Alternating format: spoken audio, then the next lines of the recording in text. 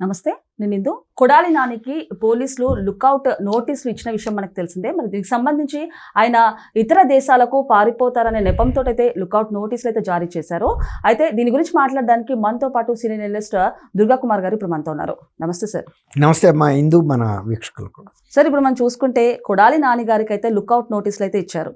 అంటే ఆయనకు యాక్చువల్గా ఏపీలో అయితే పాస్పోర్ట్ లేదు, కాకపోతే తెలంగాణ నుంచి పాస్పోర్ట్ తయారు చేస్తున్నారని, అలాగే విదేశాలకు వెళ్ళే ఛాన్స్ ఉందంటూ కూడా ఆయన ఈ లుక్అవుట్ నోటీస్ కూడా ఇచ్చినట్టు తెలుస్తుంది. సో ఏమంటారు సార్ దీని గురించి? అంటే కొడాలి నాని మీద కూడా చాలా కేసెస్ ఉన్నమాట వాస్తవం అమ్మా. ఆయన మీద లిక్కర్ గొడవన్ మీద దాడి చేయటం ఒకటి, తర్వాత గ్రావెల్ బాగా ఇళ్ల స్థలాల పేరుతో గ్రావెల్ తోలిచ్చి ప్రభుత్వం నుంచి బిల్లులు బినామీ పేర్లతో వేయించుకుని ఆ డబ్బంతా డ్రా చేసుకున్నాడని, అలాగే సివిల్ సప్లైస్ లో ఉండగా కూడా భారీ ఎత్తున అవినీతికి పాల్పడ్డాడని, అప్పట్లో ఆయనకి సంబంధించిన ఇక్కడ కార్యాలయాల మీద ఆయనకి సంబంధించిన రియల్ ఎస్టేట్ అంటే ఆయన బిల్డర్ కూడా అంట, ఆ కార్యాలయాల మీద కూడా ఆదాయ పన్ను శాఖ అధికారులు దాడులు కూడా చేశారు నేను మంత్రిగా ఉన్న సమయంలోనే. ఇప్పుడు వైఎస్ఆర్సీపీ పార్టీలో ఇప్పుడు అనేక మంది నాయకులు అరెస్ట్ అవ్వటం, ఇప్పుడు ఆయన పేరుని నాని కూడా అసలు యాక్చువల్గా తను కూడా అరెస్ట్ అవ్వాల్సిన పరిస్థితే. ఆయన ఈ చౌక బియ్యం అంటే సబ్సిడీ బియ్యం ఆయన గోడాముల్లో దాస్తే ఆయనే గోదాములు పౌర సరఫరాల శాఖ వాళ్ళు అద్దెకి తీసుకుని దాంట్లో పెడితే అందులో కొన్ని వందల వేల టన్నుల బియ్యాన్ని ఈయన లేపేశాడు. లేపేయటమే కాకుండా ఆయనే ఒప్పుకుని కలెక్టర్ గారికి కూడా లేఖ రాశాడు. అంటే అది ఆయన భార్య పేరు మీద ఉంది, జయసుధ పేరు మీద, కానీ బాధ్యత మాత్రం ఈయన కూడా వహించాలి. కాబట్టి యాక్చువల్గా ఆ సందర్భంలో చంద్రబాబు నాయుడు గారు కూడా అది మహిళ పేరు మీద ఉంది కాబట్టి కొంచెం ఈ అరెస్ట్ విషయంలో సంయమనం పాటించిందేమో కూటమి ప్రభుత్వం అనేది కొంత అభిప్రాయం ఉంది. అది కూడా ఆయన ధృవీకరించాడు. చంద్రబాబు నాయుడు గారు వ్యక్తిగత కక్షలతో రాజకీయాలు చేసే వ్యక్తి కాదు, చాలా హుందాగా వ్యవహరిస్తాడు, మా కుటుంబం పట్ల కూడా ఆయన చాలా హుందాగా వ్యవహరించాడు. అంటే ఆయన భార్యని అరెస్ట్ చేయలేదు కాబట్టి మరి కాంప్లిమెంట్ కూడా ఇచ్చాడు. మళ్ళీ అది ఎక్కువసేపు నిలవల. మళ్ళీ ఇప్పుడు చంద్రబాబు నాయుడు గారిని కూడా అందరితో పాటు ఈయన కూడా తిడుతున్నాడు. ఇప్పుడు ఆయన ఒకటి అరెస్ట్ కాలేదు, కానీ ఇప్పుడు ఇతను వంశీ అరెస్ట్ అయ్యాడు. ఇప్పుడు కొడాలి నాని కిందసారి అరెస్ట్ చేద్దామంటే ఆయనకి ఒంట్లో బాగాలేదు, చాలా తీవ్రమైన అనారోగ్యంతో ఉన్నాడని చెప్పి ఇక్కడ ఏఐజీ హాస్పిటల్ నుంచి ఎయిర్ అంబులెన్స్ ద్వారా బొంబాయి తీసుకెళ్లారు. బాంబే కార్డియాక్ ఇన్స్టిట్యూట్లో ఆయనకి 3 బ్లాక్లు అయినాయి హార్ట్లో అని, అవి పూర్తిగా బ్లాక్స్ అయినాయి. 95% కూడా అయిందని చెప్పారు. దాని సర్జరీ కూడా చేశారు. అక్కడ పాండా అని ఒక డాక్టర్ గారు, ఆయన చాలా వరల్డ్ రినౌండ్ డాక్టర్ అని చెబుతున్నారు ఆ పర్టికులర్ సర్జరీకి. అది చేసిన తర్వాత ఇప్పుడు చేరుకున్నాడని కూడా చెబుతున్నారు. ఇప్పుడు ఆయన హైదరాబాద్లో ఉన్నాడని. కానీ చాలా మంది ఇప్పుడు మీరు అన్నట్టు సోషల్ మీడియాలోనూ వైరల్ అయింది, రాజకీయ వర్గాల్లో కూడా మళ్ళీ అతను వైద్యం పేరు చెప్పి అమెరికా వెళ్ళిపోతాడని. ఇది ఎట్లా ఉండగా అసలు ఆయనకి పాస్పోర్టే లేదని కూడా కొంతమంది ఆయన వర్గానికి చెందిన వ్యక్తులు బయట పెట్టారు.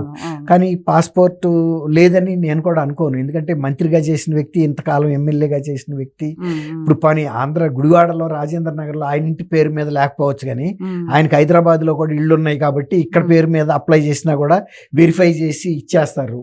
ఆయన క్రెడెన్షియల్స్ కూడా గతంలో మినిస్టర్గా చేశాడు, ఎమ్మెల్యేగా ఉన్నాడు, ఇక్కడ చాలా ప్రాపర్టీస్ ఉన్నాయి కాబట్టి ఆయన పారిపోతాడు ఈ ఏజ్లో అనుకోరు. కాకపోతే ఆయన మీద ఇప్పుడున్న క్రిమినల్ కేసెస్ దృష్ట్యా పారిపోతాడని కృష్ణా జిల్లా పోలీసులు లుక్అవుట్ నోటీస్ ఇచ్చారు. అంటే ఆ లుక్అవుట్ నోటీసులు అన్ని ఎయిర్పోర్ట్లకి వెళ్తాయి, ఇంటర్నేషనల్ ఎయిర్పోర్ట్స్కి. కాబట్టి అంతర్జాతీయంగా అంటే విదేశాలకు వెళ్ళే అవకాశం ఉండదు. ఒకవేళ ఈయనకి పాస్పోర్ట్ ఉన్నా కూడా అక్కడ బ్లాక్ లిస్ట్ లో పెట్టేస్తారు. ఎప్పుడైతే ఈయనది అక్కడ ఇమిగ్రేషన్ అధికారులు ఫలానా దేశం వెళ్తున్నాడని వాళ్ళకి తెలియకుండా వెళ్ళరు కదా, చూడగానే అక్కడ ఇండికేషన్ కనబడుతుంది, వాళ్ళు ఆపేస్తారు. అదే అందువల్ల లుక్అవుట్ నోటీస్ ఇచ్చారు.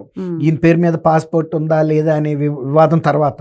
కానీ ఇప్పుడు రేపు కనుక ఆయన కనుక అట్లా విదేశాలకు వెళ్ళిపోయి, ఒక్కోసారి విదేశాలకు వెళ్ళిన తర్వాత కొంతమంది, ఇప్పుడు విజయ్ మాల్యా గాని, మోడీ అని ఉన్నాడు కదా, నీరవ్ మోడీ, ఇలాంటి చాలా మంది ఆర్థిక నేరగాళ్ళు విదేశాలకు వెళ్ళిపోయిన తర్వాత వాళ్ళని తీసుకురావటం కూడా చాలా కష్టం అవుతుంది. దశాబ్దాలు గడుస్తున్నా కూడా వాళ్ళు అక్కడే ఉంటున్నారు, ఆ కేసులు తేలటం లేదు.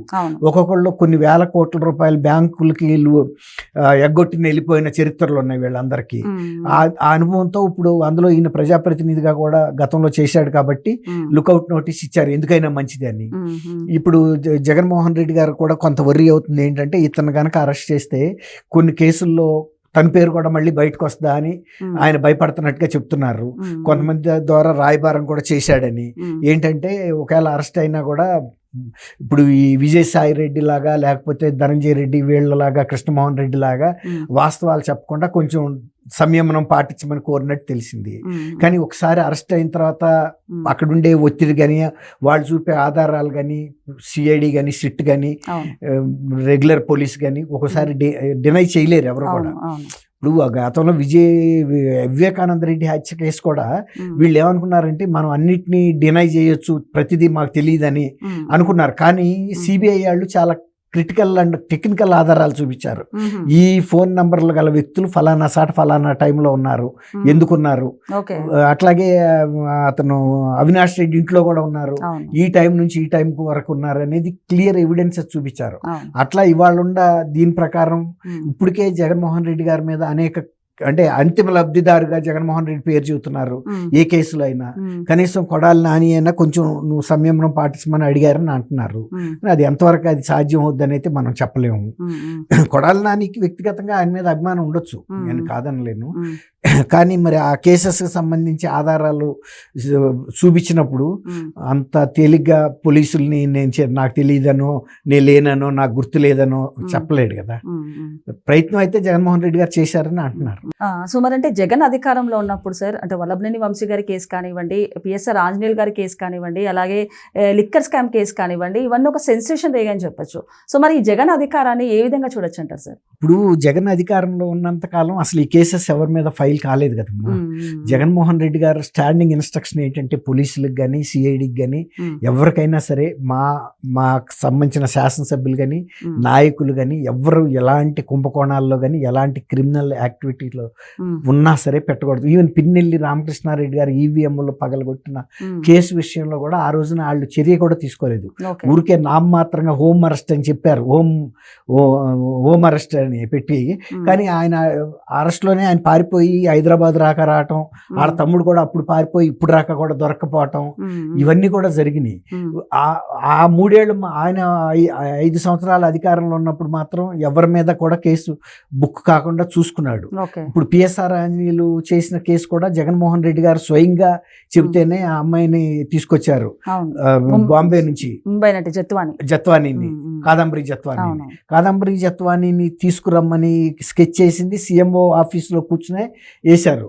మరి అలాంటి కేసుల్లో మరి పిఎస్ఆర్ ఆంజనేయులు గారిని ఆ రోజు అరెస్ట్ చేయాలి. ఇవాళ అరెస్ట్ చేస్తే బెయిల్ కూడా దొరకని పరిస్థితి. ఎందుకంటే క్లించింగ్ ఎవిడెన్స్ ఉన్నాయి, ఖచ్చితమైన ఆధారాలు ఉన్నాయి. ఆయన ఎవరెవరిని పంపాడు, తర్వాత అందులో ఉన్న ఒక ఐపీఎస్ ఆఫీసరు ఆయన టాటా కాకుండా విశాల్ గున్ని అయితే రిటర్న్ గానే రాసిచ్చాడు, నేను నా పై అధికారి ఫలానా పిఎస్ఆర్ ఆంజనేయులు గారి ఆదేశాల మేరకి నేను బొంబాయి వెళ్ళాను, ఇట్లా టికెట్లు బుక్ చేశారు, ఇవన్నీ కూడా చేశానని చెప్పాడు.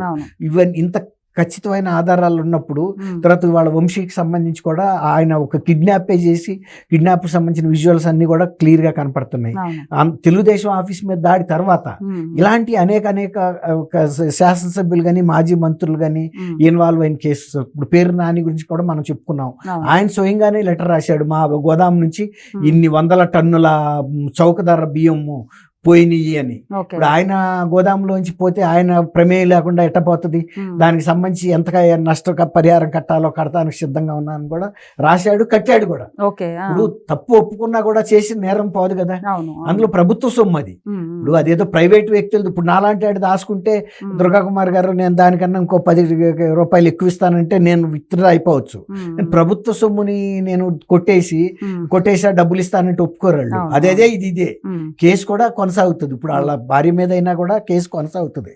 కాబట్టి జగన్మోహన్ రెడ్డి గారు తనుండంత వరకు కాపాడగలిగాడు. కానీ ఇవాళ ఆయన అధికారంలోకి దిగిపోయిన తర్వాత ఇప్పుడు ఆయన పరిస్థితే డోలాయమానంలో ఉంది. ఆయన మీద ఏ కేసులు ఎప్పుడు వస్తాయో తెలియదు, ఎప్పుడు అరెస్ట్ అవుతాడో తెలియదు. గతంలో చంద్రబాబు నాయుడు గారిని కూడా అరెస్ట్ చేసిన సందర్భం ఉంది కదా, ఒక సరైన రీజన్ లేకుండా. ఇప్పుడు ఈ మద్యం కేసులో కూడా అస్సలు సూత్రధారి జగన్మోహన్ రెడ్డి అని అందరూ చెబుతున్నారు, మేము పాత్రధారులమేనని చెబుతున్నారు. మరి సూత్రధారి అరెస్ట్ కాకుండా పోలేడు కదా. కాబట్టి ఎట్లయినా జగన్మోహన్ రెడ్డి గారి పరిస్థితి వచ్చే బహుశా కొన్ని రోజులే, అంటే ఒక 10-15 రోజుల్లో అరెస్ట్కి దారి తీసినా ఏమి ఆశ్చర్యపోవాల్సిన అవసరం. ఓకే సార్, నమస్తే. థ్యాంక్ యూ అమ్మా.